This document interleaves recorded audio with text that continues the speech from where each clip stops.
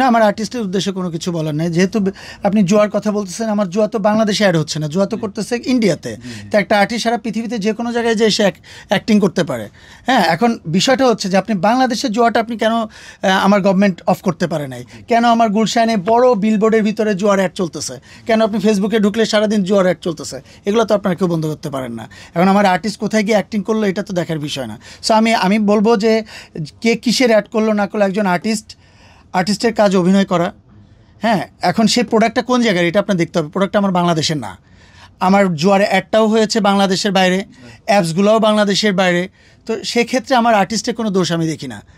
এখন আপনারা যদি কন্ট্রোল না করতে পারেন তাহলে সেখানে তো আমাদের কিছু করার নাই। 100% হবে, 100% হবে।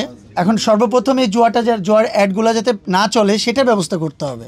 এবং সেটার জন্য যে আর্টিস্ট একজন চেষ্টা করেছে যে একটা অ্যাড করার জন্য, যেহেতু অ্যাক্টিং আমাদের রুটি রুজির জায়গা, সে চেষ্টা করেছে অ্যাড করার জন্য। এই অ্যাডটাকে যে আপনি সারা বাংলাদেশে পাবলিশ করতেছেন, আপনারা এটাকে কেন আটকাচ্ছেন না?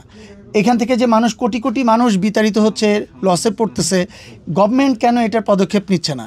লাস্ট সরকার যিনি ছিলেন ওনার সময়ও সেম কন্ডিশন ছিল, কিন্তু কেউ কোনো পদক্ষেপ নিয়ে এটা, আমি এগুলো নিয়ে অনেক বড় বড় পোস্ট করেছি যে গ্রামগঞ্জ থেকে শুরু করে বিভিন্ন জায়গায় একটা ফ্যামিলি অনেক বেশি ক্ষতিগ্রস্ত হচ্ছে যুবকদের কাছে, যে তার পরিবারের কাছ থেকে বিভিন্ন জায়গা থেকে টাকা নিয়ে তারা অনলাইনে জুয়া খেলা শুরু করেছে।